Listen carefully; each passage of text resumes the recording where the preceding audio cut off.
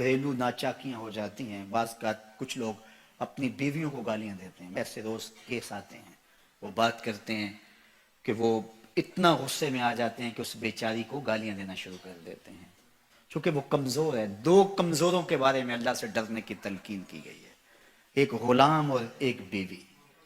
یہ بیچاری بھاگ کے جا نہیں سکتی. پھر غریب ماں باپ کی بیٹی ہو, سسک سسک کے رشتہ ہوا ہو, اور باقی بہنیں جوان گھر بیٹھی ہوں, ان کا رشتہ ہو نہ رہا ہو, تو یہ بھی گھر جا کے بیٹھ جائے, کبھی نہیں بیٹھے گی.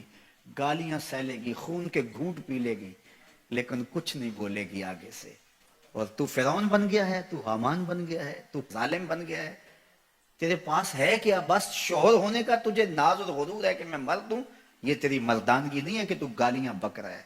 تیری مردانگی یہ ہوتی کہ تو محبت سے جیت لیتا اسے. تیرے گھر میں اسے آسودگی ملتی, بہار ملتی, قرار ملتا, تسکین پہنچتی. تو کمزوروں کو, بعض مزدوروں کو گالیاں دے رہے ہوتے ہیں, اپنے ماتحتوں کو گالیاں دے رہے ہوتے ہیں, اپنے مخالفین کے لیے زبانیں اتنی لمبی ہو جاتی ہیں کہ العیاذ باللہ. تو میں آپ سے یہ کہتا ہوں, یہ منبر و محراب کا سبق ہے, یہ رسول اللہ کا دیا ہوا دین ہے. یہ منافقوں کی علامات میں سے ایک علامت ہے. جب وہ لڑتا ہے تو گالیاں بکتا ہے, جھوٹ بولتا ہے, امانت میں خیانت کرتا ہے, اور عہد کرے تو اس کی پاسبانی نہیں کرتا. اللہ ہمیں عہد کی پاسبانی کی توفیق دے. اللہ ہمیں اس بات کی توفیق دے کہ ہم کسی کی امانت کے امانت دار ٹھہرائے جائیں تو پھر اس امانت کو ادا کریں. اللہ اس کی ہمیں توفیق دے کہ جب ہم کسی منصب پہ ہوں, ہمیں اس منصب کے تقاضوں کو پورا کرنے کی توفیقات سے نوازا جائے. حضور نے ارشاد فرمایا, آیت المنافق ثلاث, منافق کی علامتیں 3 ہیں. جس شخص کے اندر یہ علامات ہوں تو وہ اس نیت سے سنیں کہ آج ابھی اسی وقت میں یہ مصمم عزم کرتا ہوں کہ اپنے سے کھرچ دوں گا ان چیزوں کو, اور اپنے من کو, اپنے اندر کو, اپنے باطن کو ان غلاظتوں سے پاک کروں گا. اور عملی موضوعات پہ بات کرنے کا میرا مقصود بھی یہی ہوتا ہے کہ ہماری زندگی میں, سب سے پہلے اپنی زندگی میں اور پھر میرے ملنے والوں کی زندگی کے اندر عملی طور پہ تبدیلی پیدا ہو. تو اس نیت کے ساتھ جب آپ سنیں گے تو اللہ برکت کرے گا. تو سنیے, رسول رحمت نے ارشاد فرمایا صلی اللہ علیہ وآلہ وسلم نے کہ منافق کی نشانیاں 3 ہیں. ان میں سے ایک, اذا حدث کذب, جب وہ بولتا ہے تو جھوٹ بولتا ہے. یہ منافق کی علامتوں میں سے ایک علامت ہے کہ اس کی زبان جھوٹ کی عادی ہوتی ہے. زندگی میں جھوٹ سے اپنے آپ کو بچائیں, یہ زہر قاتل ہے, اندر اجاڑ دیتا ہے, آپ کا معاشرے سے اعتبار ختم کر دیتا ہے, اور آپ کی رسوائی کا سبب ہے. دوسرا ارشاد فرمایا, وَإِذَا وَعَدَ أَخْلَفَ, جب وہ وعدہ کرتا ہے تو وعدہ خلافی کرتا ہے. یہ منافق کی علامت ہے کہ وہ وعدہ پورا نہیں کرتا.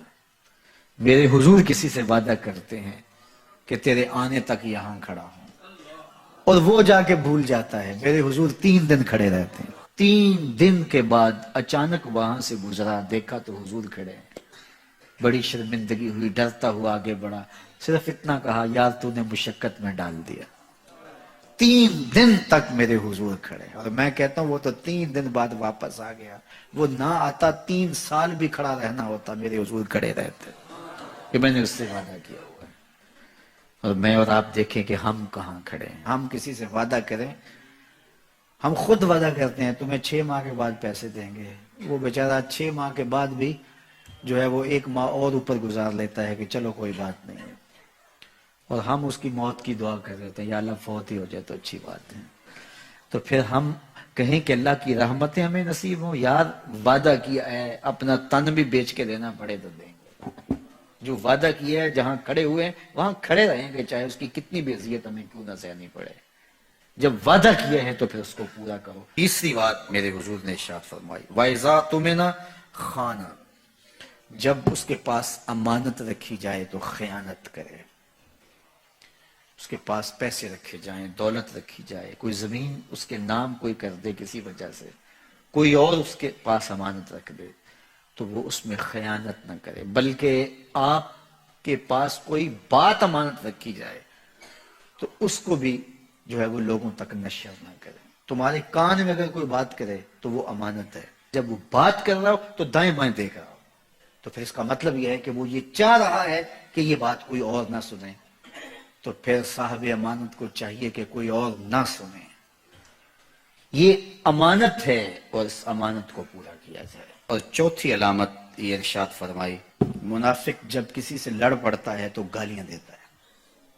ہمارے دین نے ہمیں گالی دینے سے روکا ہے. اپنی زبان کی پاکیزگی اور اپنی زبان کی طہارت کا سامان کیجیے. آپ کسی بھی حالت میں ہوں، آپ کے اوپر کوئی کتنی بھی زیادتی کر رہا ہو، آپ کو کوئی تھپڑ بھی مار رہا ہو، تو آپ اس کا مقابلہ ضرور کریں، لیکن آپ کی زبان گندی نہیں ہونی چاہیے. یہ غصے کے وقت ہی تو انسان کا پتہ چلتا ہے. ظفر سے آدمی نہ جانیے چاہے جتنا بھی ہو صاحب فہم و ذکا، جسے عیش میں یاد خدا نہ رہی، جسے تیش میں خوف خدا نہ رہا. عیش کی زندگی ہو یا تیش کی زندگی، خوشی کا مرحلہ ہو یا مرحلہ غم ہو، آپ دیکھو نارمل زندگی کے اندر تو آپ معتدل ہوں گے ہی ہوں گے، لیکن جب آپ کا بیلنس خراب ہوتا ہے خوشیوں کے وفور کی وجہ سے، اس وقت پتہ چلے گا. یہ ہے انسان کا امتحان، یہ ہے انسان کی آزمائش. منافق کی علامت بتائی گئی، وَإِذَا خَاصَمَ فَجَرَ، جب وہ کسی سے لڑائی کرتا ہے تو پھر گالیاں بکنا شروع کر دیتا ہے. یہ منافقوں کی علامات میں سے ایک علامت ہے، جب وہ لڑتا ہے تو گالیاں بکتا ہے، جھوٹ بولتا ہے، امانت میں خیانت کرتا ہے، اور عہد کرے تو اس کی پاسبانی نہیں کرتا. اللہ ہمیں عہد کی پاسبانی کی توفیق دے. زندگی میں کبھی احیاناً کبھی کبھار اگر زبان سے جھوٹ نکل جائے مزاح میں یا ویسے، تو اس کی فوراً توبہ کرنی چاہیے. جب کوئی شخص جھوٹ بولتا ہے اس کے منہ سے بدبو نکلتی ہے، اللہ کے فرشتے 1 میل دور تک چلے جاتے ہیں، رحمت کے فرشتے. اور اگر پھر بولتا ہے تو 1 میل اور چلے جاتے ہیں پیچھے. لوگ کہتے ہیں کہ ہمارا کاروبار خراب ہو گیا، گھر سے برکت اٹھ گئی، تو اس کا سبب یہ سمجھتے ہیں کسی نے تعویذ ڈال دیے. میاں جھوٹ چھوڑ دو، رحمت کے فرشتے نیڑے آ جائیں گے. تمہارے گھروں کے دور چلے گئے، تم نے گھر میں تعویذ باندھ دیا، گھر میں ہنڈیاں بھی الٹی لٹکا دی، تم نے جو ہے وہ بتیاں بھی جلائیں گھر میں، تم نے بڑا کچھ کیا لیکن جھوٹ نہیں چھوڑا. تمہاری بتیاں جلانے سے، تعویذ لٹکانے سے فرشتے واپس نہیں آئیں گے. فرشتے واپس تب آئیں گے جب جھوٹ چھوڑو گے. تو جھوٹ چھوڑو، رحمت کے فرشتے نیڑے آ گئے تو رحمتیں برسنا شروع ہو جائیں. تو ہم بیماری اور ہے، علاج اور کر رہے ہیں. کچھ لوگوں کا تو کام ہی جب بھی کوئی مشکل بنی تعویذ لینے دوڑ پڑتے ہیں. اور بابا بھی کہتا ہے چنگا ہو گیا تو آ گیا، ورنہ چل جانا سی تعویذ. چونکہ اگر وہ یہ نہ بتائے تو اس کا تو کاروبار ختم ہو گیا. وہ تو بیٹھا اسی کام کے لیے ہے. اس نے تو ٹاٹن جو ہے وہ رات فوٹو سٹیٹ کروا کے رکھے ہوئے، 10 اس کو دینے، 15 اس کو دینے. وہ تو کام ہی یہ کرتا ہے. اور وہ کہے کہ نہیں بابا تیرے گھر میں جھوٹ ہے، تیرے رزق میں ملاوٹ ہے، تو نماز نہیں پڑھتا، تو سجدہ ریز نہیں ہوتا، تیرے یہ خرابیاں، تو پھر بابے کے پاس کسی نے کیا لینے آنا. جب مشکل ہوگی تو مسلح پہ سر جھکائے گا، بابا تو بھوکا مار جائے گا. اس لیے بابا کہتا چنگا ہو گیا تم آیا میلے سے آ گیا، نہیں تو یہ چل جانتے، تبھی تو کچھ دینا ہی نہیں تھا. پھر مریض بن جائے. ہر اتوار کو بابے کے در پہ حاضری دینی پڑتی ہے. چھوڑو بابوں کو، اللہ کی چوکھٹ پہ آ جاؤ.